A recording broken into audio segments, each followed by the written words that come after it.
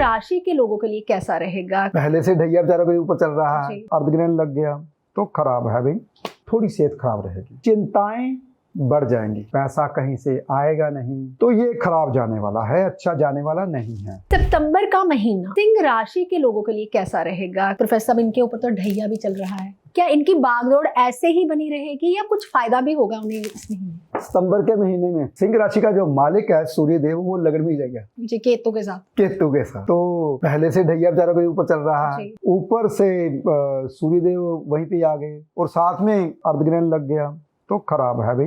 सिंह राशि के लिए सितंबर का महीना अच्छा नहीं जाने वाला। होगा क्या क्या, पहले मैं ये बता दूं क्या क्या होगा।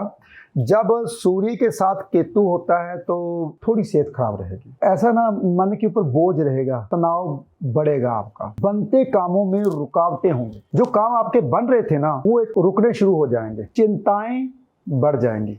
चिंताएं क्यों बढ़ेंगी? बृहस्पति आपके 12वें घर में, बृहस्पति जब 12वें घर में चलते हैं तो गुप्त रोग, चिंता, रात को नींदर हराम, रात की नींद जो ले रहे थे सुकून से वो खराब जाएगी। जो मंगल देव है वो 18 तारीख तक चलेंगे 11वें भाव में, लाभ होने नहीं देंगे, पैसा कहीं से आएगा नहीं, फिर 12 में चले जाएंगे 18 के बाद, तो और खराब हो जाएगा, और खराब हो जाएगा जी। तो राहु देव 7वें घर में चलेंगे, पार्टनर के साथ बनने मनमुटाव रहेगा, मनमुटाव रहेगा जी। जो लाइफ पार्टनर है उनके साथ भी थोड़ा लड़ाई झगड़ा रह सकता है, और जो बिजनेस पार्टनर है उनके साथ हिसाब किताब में गड़बड़ी होगी, हिसाब किताब में होगी, वैसे नहीं होगी, क्योंकि अगर ये तनाव नहीं देगा तो महीना खराब कैसे जाएगा? ऐसे ही जाएगा ना। तो आपको वहम लगेगा यार इसने कुछ किया है, पर होगा नहीं। तो धन अगर कहीं पे आप रखा हुआ है, आपका जोड़ा हुआ है कोई चीज लेने के लिए, वो खर्च हो जाएगा, चीज नहीं आएगी, धन का व्यय होगा। क्योंकि धन का व्यय क्यों होगा? क्योंकि बृहस्पति 12वें घर में बैठे हुए हैं और 9वीं दृष्टि से शनिदेव को देखेंगे, जो कि शनिदेव अष्टम में बैठे हैं। खुशी पे काला पर्दा होगा। जैसे खुशी मनाओगे या सितंबर में किसी का जन्मदिन आने वाला है तो परेशानी आने वाली है आपको। जब कभी शनिदेव अष्टम घर में बैठते हैं ना तो इंसान कोई भी काम करने लगता है तो खुशी मनाता है, यार मेरा ये काम बनने वाला है, तो वो कामों में विघ्न आ जाते हैं एकदम से। जैसे कि मान लीजिए आज आपका गोचर में शनिदेव, जैसे कि इनकी कुंडली में सिंह राशि में गोचर में शनिदेव चल रहे हैं, तो ये गोचर में वह तो चलेंगे ही, सिंह राशि में चलेंगे कम से कम 1 साल और चलेंगे जी। 27 मार्च अप्रैल तक, मार्च तक चलेंगे। हाँ, अंदाजा 27 तक चलेंगे। तो जैसे ही आप खुशी मनाने के लिए बाहर खाना खाने के लिए जाओगे, वहां पे लड़ाई झगड़ा हो जाएगा। कोई घर में पार्टी शार्टी करोगे, वहां पे आपको खुशी पे काला पर्दा, मैंने अभी भी बताया ना, खुशी पे काला पर्दा होगा, परेशानियां आएंगी आपको। यानी कि अगर किसी का बर्थडे है तो उसमें मत जाएं, अगर आपका खुद का बर्थडे है वो ना मनाएं, किसी की पार्टी में नहीं जाएं। जब कभी पार्टी में जाएंगे भाई बंधु तो होंगे ना वहाँ पे, बिल्कुल। तो जो दोस्त मित्र जाएंगे साथ में जाएंगे तो उनके साथ ही झगड़ा हो जाएगा, लड़ाई झगड़ा होगा, जिसके कारण आपको हो सकता है कोर्ट कचहरी जाना पड़े। तो शनि यहाँ पे बैठ के कोर्ट केस भी कर देता है। कई बार हम इंसान सोचते हैं हमने किया तो कुछ नहीं, हमने किसी को कुछ बोला तो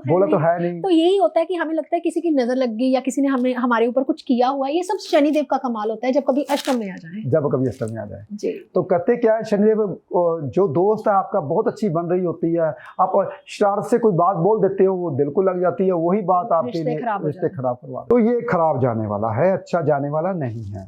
तो 16 तारीख के बाद 17 तारीख को जब सूर्य देव चेंज होंगे सिंह राशि के मालिक, तो वो भी खराब होंगे, दूसरे घर में चलेंगे।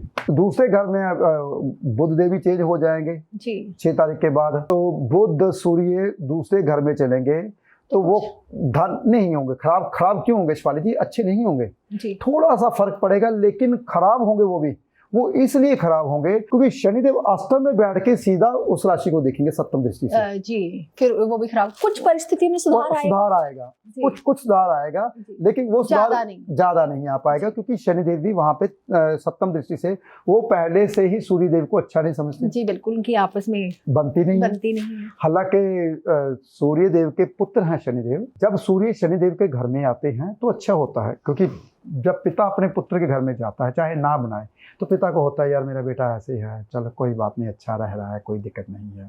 तो उसका जो बेटा है वो नहीं बनाता अपने पिता के साथ, वो कहता है ये जो इसने मेरे को निकाल दिया था, छोटे होते ही मेरे को निकाल दिया था, ये बोला था मैं छाया का बेटा हूँ, मेरे को अपनाया नहीं था, तो इसलिए वो वहाँ पे अच्छा नहीं समझते।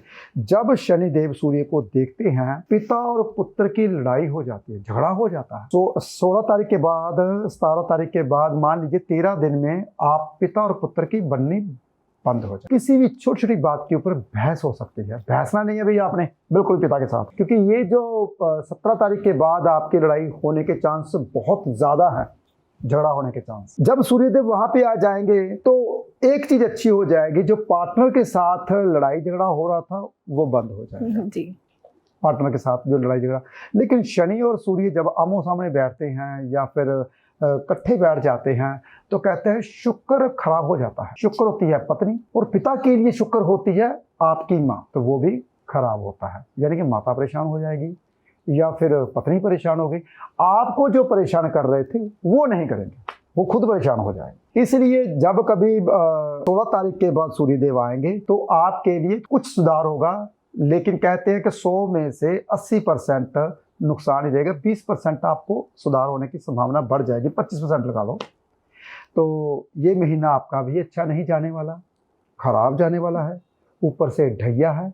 उपाय जरूर मैं बताऊंगा आपको करना क्या है। 800 ग्राम उड़द की दाल लेनी है, शमशान घाट के मंदिर में रख के आनी है शनिवार के दिन 8:15 से पहले। एक तो आपको जो 17 तारीख को 16 तारीख के बाद खराब होने वाले हैं वो खराब ना होए, क्योंकि शनिदेव देखेंगे सप्तम दृष्टि से, वो खराब नहीं जाएंगे, आपको माफ कर देंगे।